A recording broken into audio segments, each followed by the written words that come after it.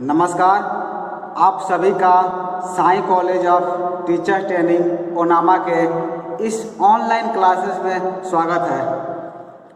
आज हम बात करने वाले हैं डीएलएड प्रथम वर्ष के पेपर कोड F11 यानी कि कला समेकित शिक्षा आर्ट इंटीग्रेटेड एजुकेशन के अंतर्गत इकाई 3 यूनिट 3 में हमको पढ़ना है प्रदर्शन कला, जिसको परफॉर्मेंस आर्ट या फिर परफॉर्मिंग आर्ट आप बोल सकते हैं। यूनिट 3 में हमको जानना है प्रदर्शन कला, जिसे आप परफॉर्मिंग आर्ट भी कह सकते हैं या फिर परफॉर्मेंस आर्ट भी कह सकते हैं, यानी कि अपनी कला का प्रदर्शन करना, परफॉर्मिंग आर्ट। परफॉर्मिंग आर्ट के अंतर्गत एक चैप्टर आपको दिया गया है, शिक्षा में रंगमंच की अवधारणात्मक समझ तथा उपयोगिता। एजुकेशन में शिक्षा में कैसे हम परफॉर्मिंग आर्ट को इंक्लूड कर सकते हैं, जोड़ सकते हैं, इसके बारे में हम इस यूनिट में बात करेंगे। कैसे हम परफॉर्मिंग आर्ट को एजुकेशन में इंक्लूड कर सकते हैं और इसकी क्या उपयोगिता है, इसका इम्पोर्टेंस क्या है। आखिरकार हम परफॉर्मिंग आर्ट को, परफॉर्मेंस आर्ट को जब हम एजुकेशन में इंक्लूड करते हैं, शिक्षा में जब जोड़ते हैं, तो इसका फायदा क्या होता है।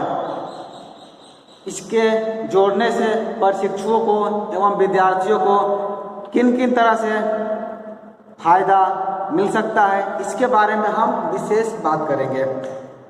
तो चलिए शुरू करते हैं आज के अपने क्लास को। शिक्षा में रंगमंच के अंतर्गत विद्यार्थी अपने भाव पक्ष तथा तर्क पक्ष को सृजनात्मकता से जोड़कर स्वस्थ मनोरंजन के साथ ज्ञान लाभ भी प्राप्त कर सकता है। यहाँ पर एक शब्द आ रहा है रंगमंच, शब्द यहाँ पर है रंगमंच। रंगमंच से कितने लोग वाकिफ है? रंगमंच होता क्या है? रंगमंच को इंग्लिश में कहते हैं स्टेज। स्टेज यानी कि जहाँ पर, जिस स्टेज पर परफॉर्मिंग आर्ट का यानी कि प्रदर्शन कला का प्रदर्शन किया जाए, उसे कहा जाता है रंगमंच।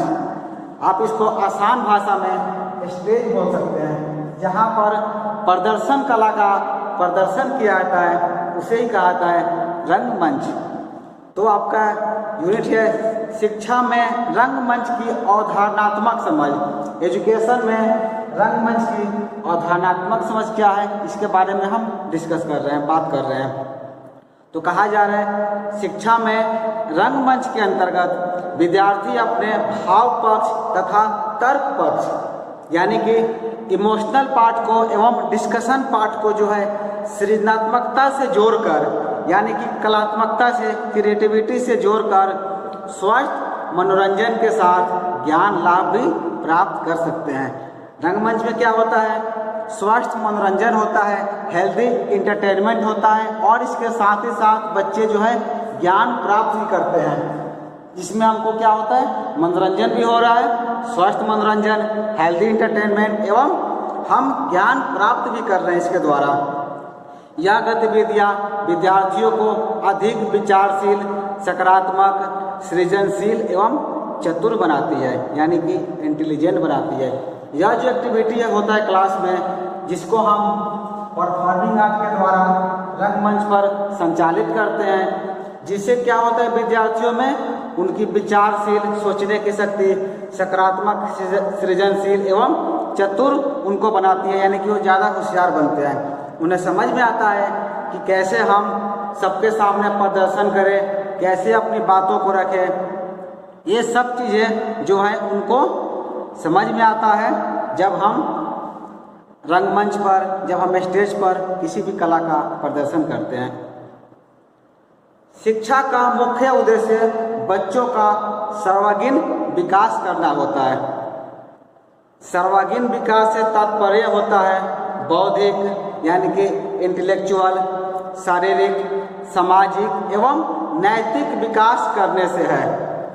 हम सभी की इच्छा होती है, हर व्यक्ति की इच्छा होती है कि जो उसके बच्चे जो हैं, या टीचर की इच्छा होती है कि वो अपने बच्चों को सर्वांगीण विकास करे। सर्वांगीण विकास में आपका आता है बौद्धिक, शारीरिक, सामाजिक एवं नैतिक विकास, यानी कि मोरल डेवलपमेंट करने से है। ये सभी कब संभव है? जब हम बच्चों को ड्रामा के द्वारा यानी कि परफॉर्मिंग आर्ट के द्वारा सब चीज़ें उन्हें बताई जाए। आप परफॉर्मिंग आर्ट को जो है ड्रामा भी बोल सकते हैं। कहीं कहीं जो आपको है परीक्षा में ड्रामा शब्द भी दे दिया जाता है। तो चाहे आप परफॉर्मेंस आर्ट हो, परफॉर्मिंग आर्ट हो या फिर ड्रामा आर्ट हो, ड्रामा आर्ट भी जो है इसी के अंतर्गत आता है, इसी को बोला जाता है, जिसमें हम कला का प्रदर्शन करते हैं दर्शकों के सामने। किस तरह करते हैं? जिस स्टेज पर, जिस जगह पर करते हैं उसे कहा जाता है रंगमंच। शिक्षा का उद्देश्य की यदि हम बात करें तो उद्देश्य होता है कि सर्वांगीण विकास करना।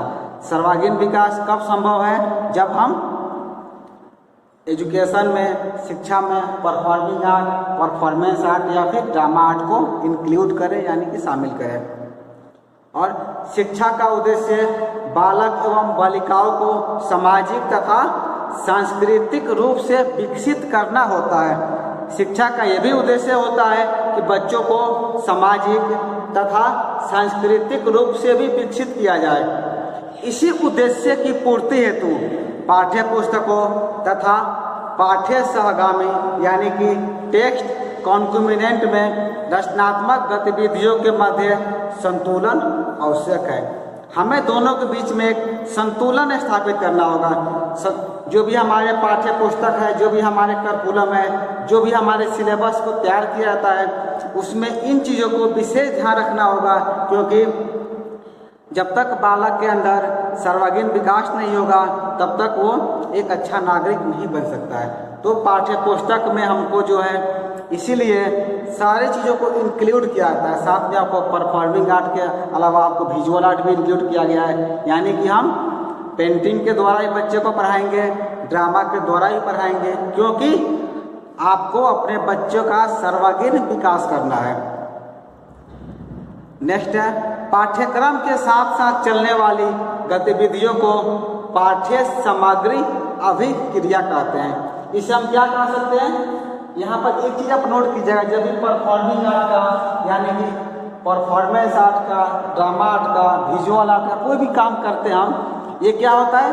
आपके पाठ्यक्रम के साथ साथ चलता है। इसके लिए बाकायदा हम अलग से ट्रेनिंग, अलग से क्लास नहीं देते हैं। जो भी आपके पाठ्यक्रम है, जो भी आप बच्चे को पढ़ा रहे हैं, उसके साथ ही साथ ये सब गतिविधियाँ भी चलती रहती है, जिससे कि बच्चों का स्वस्थ मनोरंजन होता है एवं वो खेल खेल में ही बहुत चीज़ें आसानी से सीख जाते हैं। तो इन सब गतिविधियों को हम कहते हैं पाठ्य सामग्री अभिक्रियाएं, यानी कि पाठ्यक्रम के साथ चलने वाली जो भी गतिविधि है उसे आप कह सकते हैं पाठ्य सामग्री अभिक्रिया। ये पाठ्यक्रम के साथ साथ ये भी सारी अभिक्रियाएं जो है साथ साथ चल रही है। इन गतिविधियों के अंतर्गत यदि कोई आपसे प्रश्न कर दे कि पाठ्य सामग्री अभिक्रियाएं के अंतर्गत वो कौन कौन सी क्रियाएं आती है, तो उससे आप बता सकते हैं इसके अंतर्गत पहला हमारा आता है आर्ट, यानी कि कला। पाठ्य सामग्री अंतर्गत के पहला जो हमारा युक्त वो होता है कला, यानी कि आर्ट, और दूसरा होता है म्यूजिक, यानी कि संगीत। पाठ्य सामग्री अभिक्रिया के अंतर्गत पहला हमारा आता है आर्ट, कला, दूसरा होता है म्यूजिक, संगीत, और तीसरा होता है ड्रामा, यानी कि नाटक। और इसके अंतर्गत चौथा बोल सकते हैं डांस, यानी कि नृत्य। ये जो अभिक्रियाएं जो है ये पाठ्यक्रम के साथ साथ चलती है। इसके अलावा और भी बहुत हो सकता है जो कि आप अपने क्लास में बच्चों को पढ़ाते हैं। तो पाठ्य सामग्री अभिक्रियाएं में आर्ट, म्यूजिक, ड्रामा, डांस, इन सब को जोड़ करके, इन सब को इंक्लूड करके हम जो है क्लास में बच्चों को पढ़ाते हैं, जिससे कि बच्चों का सर्वांगीण विकास होता है। इन सब गतिविधियों को हम बोल सकते हैं रचनात्मक गतिविधियाँ, यानी कि क्रिएटिव एक्टिविटी। इसको आप बोल सकते हैं क्रिएटिव एक्टिविटी, रचनात्मक गतिविधियाँ। ये सब रचनात्मक गतिविधियों के अंतर्गत आता है, क्योंकि जब आप कला के द्वारा, म्यूजिक के द्वारा, ड्रामा एंड डांस के द्वारा अपने विषय को पढ़ाते हैं तो कभी बच्चे इसमें बोर नहीं होते हैं। वो क्या होता है, स्वस्थ मनोरंजन के साथ सब विषयों को आसानी से सीख लेते हैं। इन सब गतिविधियों को हम बोलते हैं रचनात्मक गतिविधियाँ। रचनात्मक गतिविधियाँ क्यों बोलते हैं? क्योंकि ये जितनी भी कलाएँ हैं, जितनी भी ये आर्ट हैं, सब में रचनात्मकता जो है परिपूर्ण रहती है, यानी कि सब में क्रिएटिविटी भरपूर रहती है। तो इसीलिए हम इस सब कलाओं को कहते हैं कि ये सब रचनात्मक गतिविधियाँ हैं, क्रिएटिव एक्टिविटी है, जिसके द्वारा बच्चे आसानी से आपके विषय को सीख सकते हैं। इस सारी गतिविधियाँ जो है बच्चों की कल्पनाओं को यथार्थ रूप में धरातल प्रदान करती है। बच्चे जो भी सोचते हैं, उनकी जो सोचने की शक्ति है, वो बच्चे जो आपके क्लास में सोच पा रहे हैं उसको वो धरातल पर लाते हैं। किसके द्वारा? कला के द्वारा, म्यूजिक के द्वारा, ड्रामा के द्वारा एवं डांस के द्वारा। आप देखते होंगे बहुत सारे ऐसे बच्चे हैं जो कि अपने नोटबुक में बहुत अच्छी पेंटिंगें बना रहे हैं, या कोई चीज़ उनको आप कहते हैं जिन उन्हें कहे कविता लिखने के लिए या कहानी लिखने के लिए, तो वो कविता एवं कहानी के साथ बहुत ही सुंदर चित्र का भी निर्माण करते हैं। यानी कि उनकी जो भी गतिविधियाँ, जो भी कलात्मकता उनके अंदर छिपी हुई है, सब वो बाहर निकलती है। उनको एक धरातल मिलता है, उनको एक स्टेज मिलता है, उनको एक रंगमंच मिलता है अपनी कला का प्रदर्शन करने के लिए। बच्चे इन गतिविधियों में भाग लेकर अपने मन की कल्पनाओं को कला के माध्यम से प्रस्तुत कर सकते हैं। बच्चे के अंदर जितने भी कलात्मकता है, जितनी भी क्रिएटिविटी है, यदि आप अपने स्कूल में इन सब एक्टिविटी को कराते हैं, चाहे वो आर्ट हो, म्यूजिक हो, ड्रामा हो या फिर डांस हो, यदि इन सब गतिविधि को, इन सब एक्टिविटी को आप अपने विद्यालय प्रांगण में आयोजित करते हैं, तो बच्चे इसमें भाग लेकर उनके अंदर जितनी भी कल्पना शक्ति है, जितनी भी क्रिएटिविटी है, जितनी भी इमेजिनेशन पावर है, उन सब को वो आसानी से प्रस्तुत कर सकते हैं। ऐसी गतिविधियां जो है विद्यालय एवं महाविद्यालय के द्वारा हमेशा आयोजित की जाती है तथा ये पाठ्यक्रम का अभिन्न हिस्सा होती है तथा शैक्षिक संस्थान का महत्वपूर्ण भाग भी होती है।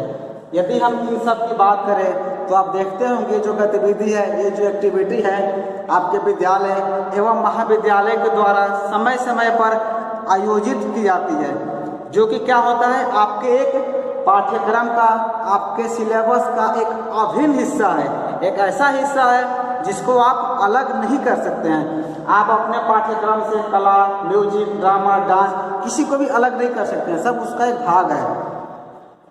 बहुत लोग को ये लगता है कि ये पाठ्यक्रम का हिस्सा नहीं है, लेकिन ऐसा नहीं है। ये सब क्या है, पाठ्यक्रम का अभिन्न हिस्सा है, ऐसा हिस्सा जिसको आप कभी भी अलग नहीं कर सकते हैं। इसका इतना ज़्यादा महत्वपूर्ण योगदान है क्योंकि समय समय पर आपके विद्यालय एवं महाविद्यालय में इसका आयोजन भी किया जाता है, क्योंकि शैक्षिक संस्थान का एक महत्वपूर्ण हिस्सा होता है, महत्वपूर्ण भाग होता है।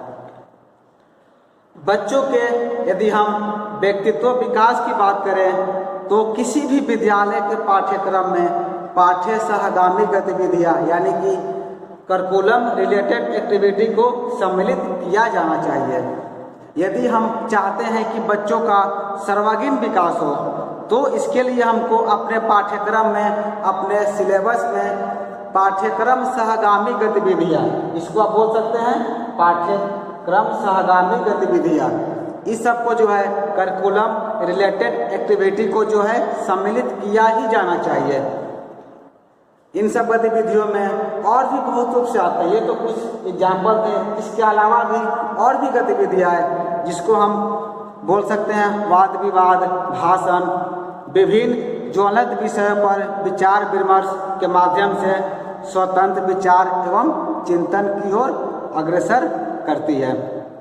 ये जितनी भी गतिविधियाँ होती है, करिकुलम रिलेटेड एक्टिविटी, सब क्या होती है, बच्चों को वर्तमान में सोचने पर मजबूर करती है, जिसमें कुछ गतिविधियाँ इसके अलावे भी है, जैसे कि वाद विवाद प्रतियोगिता, भाषण प्रतियोगिता, विभिन्न ज्वलंत विषयों पर विचार विमर्श।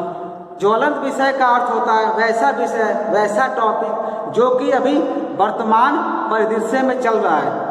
यदि हम वर्तमान की बात करें तो आप सभी को ज्ञात होगा, वर्तमान में कोरोना जैसी वैश्विक महामारी से पूरा देश त्रस्त है, पूरा विश्व इससे त्रस्त है। तो ये हो गया आपका ज्वलंत मुद्दा। यदि आप इस मुद्दे पर, यदि आप इस विषय पर अपने विद्यालय में चित्रकला प्रतियोगिता, ड्रामा, डांस या म्यूजिक या फिर वाद विवाद प्रतियोगिता कराते हैं तो बच्चों की इसमें जितनी भी रचनात्मकता है, जितनी भी क्रिएटिविटी है, वो खुलकर बाहर आती है। वो अपने विचार को कला के माध्यम से आसानी से प्रस्तुत कर सकते हैं, क्योंकि इन गतिविधियों में जो है तर्क शक्ति, नेतृत्व क्षमता का भी विकास होता है। यदि बच्चे इन सब एक्टिविटी में भाग लेते हैं तो उनके अंदर एक तर्क शक्ति का भी विकास होता है। ये जितनी भी गतिविधियां हैं न केवल बच्चे को क्रियाशील एवं ऊर्जावान बनाती है, अपितु उनकी आंतरिक क्षमताओं को भी उजागर करती है। यानी कि जो भी उनके अंदर इंटरनल पावर है, इंटरनल एनर्जी है, उसको भी बाहर निकालती है। क्योंकि जो बच्चे कहना चाहते हैं, जो उनके मन में विचार चल रहे हैं, उनको प्रस्तुत करने का जितनी भी एक्टिविटी है एक भरपूर मौका उन्हें देती है, जो कि अपने विचारों को चित्रकला के माध्यम से, संगीत कला के माध्यम से, ड्रामा के माध्यम से या फिर वाद विवाद प्रतियोगिता या लेखन प्रतियोगिता के माध्यम से वो आसानी से व्यक्त कर सकते हैं। इनके माध्यम से जो है बच्चों में सहयोग एवं समन्वय की भावना का भी विकास होता है। इनके माध्यम से बच्चे को उसकी क्षमताओं के प्रदर्शन के अवसर देकर उसका मनोवैज्ञानिक स्तर पर विकास कर समाज को सुगठित किया जा सकता है। हम बच्चों को इन सब एक्टिविटी में पार्टिसिपेट करके ये जान सकते हैं कि बच्चे जो है किस स्तर पर, किस आर्ट में बहुत ज़्यादा प्रदर्शन कर रहे हैं। एक मनोवैज्ञानिक स्तर पर हम सोच सकते हैं कि ये बच्चा जो है समाज में कितना बेहतर योगदान कर सकता है। इसीलिए कहा गया है जी हमारे पाठ्यक्रम में जो है शिक्षा में रंगमंच की अवधारणात्मक समझ की क्या उपयोगिता, आप यहाँ देख पा रहे हैं कितना महत्वपूर्ण योगदान है। यदि आपके पाठ्यक्रम में, यदि आपके करिकुलम में इन सब एक्टिविटी को नहीं दिया जाए तो आप सोचिए कि जीवन कैसा होगा आपका। यदि आपके जीवन में सुगंध नहीं हो, रस नहीं हो, इंटरटेनमेंट नहीं हो तो जीवन क्या होगा आपका, नीरस हो जाएगा। तो ये जो रस जो है इन सब चीज़ों से पैदा होता है, इन सब चीज़ों से जागृत होता है, जिससे कि बच्चे जो है बहुत कुछ आसानी से सीख पाते हैं। क्योंकि हम सभी को ज्ञात है कि प्रत्येक बालक अपने आप में विशिष्ट होता है। ये आप सभी को पता होगा, जितने भी बालक होते हैं, जितने भी स्टूडेंट हैं, सबके अंदर अपनी एक विशेष गुण होता है, अपने आप में वो विशिष्ट होता है। प्रत्येक बच्चा एक दूसरे से अलग है और प्रत्येक बच्चे में अपनी कुछ क्षमताएं एवं गुण होते हैं। जितने बच्चे होते हैं उनके अंदर एक विशेष क्षमता होती है और एक विशेष गुण होता है जो कि उसको एक दूसरे से अलग करता है। बच्चे जो है असीम ऊर्जा से भरे होते हैं, उनके अंदर बहुत सारी एनर्जी रहती है। वो एक शिक्षक का दायित्व बनता है, आपका दायित्व बनता है कि उस एनर्जी को किस ओर आप मोड़ते हैं। यदि बच्चे क्या है पूरी तरह से एनर्जी से भरे पड़े हैं, असीम ऊर्जा से भरे पड़े हैं, उस एनर्जी को आप किस वे में कन्वर्ट कर रहे हैं, उसको जो है आप जितनी भी कलाएं हैं सब और मोड़ सकते हैं, रंगमंच की ओर उनको बढ़ा सकते हैं, अपने शिक्षा में परफॉर्मिंग या फिर परफॉर्मेंस आर्ट, ड्रामा आर्ट के द्वारा भी उन्हें सब चीज़ सिखा सकते हैं। क्योंकि बच्चे जितने ज़्यादा क्रिएटिविटी की ओर मुड़ेंगे, जितनी ज़्यादा सृजनात्मकता की तरफ मुड़ेंगे, उनके अंदर उतना ही विकास होगा। रचनात्मक एवं पाठ्य सहगामी गतिविधियाँ उनकी ऊर्जा एवं क्षमताओं को जो है उचित दिशा प्रदान करती है, जिससे उनके भावों को अभिव्यक्ति का माध्यम मिलता है।